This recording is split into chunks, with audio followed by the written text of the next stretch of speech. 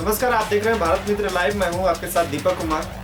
आइए अब तक की कुछ खास खबरों पर नजर डालते हैं। पूर्व प्रदेश भाजपा अध्यक्ष दिलीप घोष ने कहा, वैक्सीन का रोना रोने वाले संकीर्ण राजनीति के शिकार।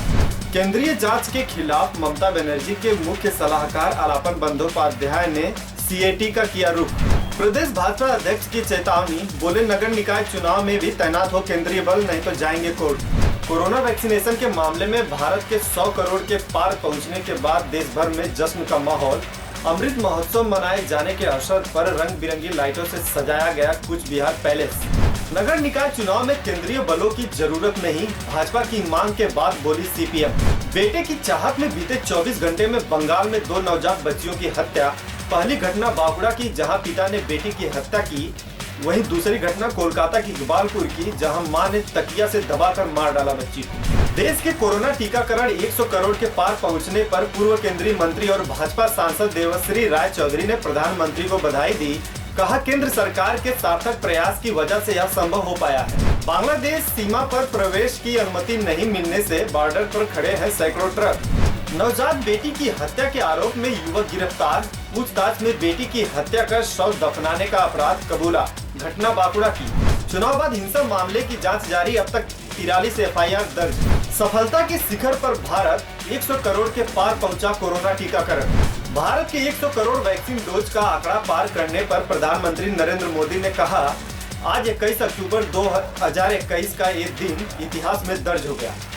100 साल में आई सबसे बड़ी महामारी का मुकाबला करने के लिए देश के पास अब 100 करोड़ वैक्सीन डोज का मजबूत सुरक्षा कवच है। कांग्रेस महासचिव प्रियंका गांधी के साथ सेल्फी लेने वाली महिला पुलिस कर्मियों की मुश्किलें बढ़ी। लखनऊ के पुलिस आयुक्त ने बैठाई जांच। प्रियंका गांधी ने कहा, तस्वीर से योगी जी इतने चिंतित हो गए कि महिला पुलिस कर्मियों पर कार्रवाई करना चाहते हैं। उत्तर प्रदेश के गोरखपुर में पुलिस की पिटाई से प्रॉपर्टी डीलर मनीष गुप्ता की मौत मामले में उनकी पत्नी मीनाक्षी गुप्ता ने सुप्रीम कोर्ट में दायर की याचिका। कहा, नहीं है एसआईटी पर भरोसा। भाजपा के राष्ट्रीय अध्यक्ष जेपी नड्डा ने कहा, भारत ने जिस रफ्तार से 100 करोड़ के आंकड़े को छुआ है, यह दर्शाता है कि सरकार प्रत्येक व्यक्ति की सुरक्षा के लिए पूर्णतः संकल्पित है। कोरोना टीकाकरण का आंकड़ा 100 करोड़ पार होने पर केंद्रीय गृह मंत्री अमित शाह ने कहा, यह एक ऐतिहासिक पल। इस ऐतिहासिक उपलब्धि पर पूरे देश को बधाई देता हूँ। दिल्ली के मुख्यमंत्री अरविंद केजरीवाल ने कहा, 100 करोड़ टीके लगने पर सभी देशवासियों को बधाई। फ्रंट लाइन वर्कर्स, चिकित्सकों और नर्सों को सलाम।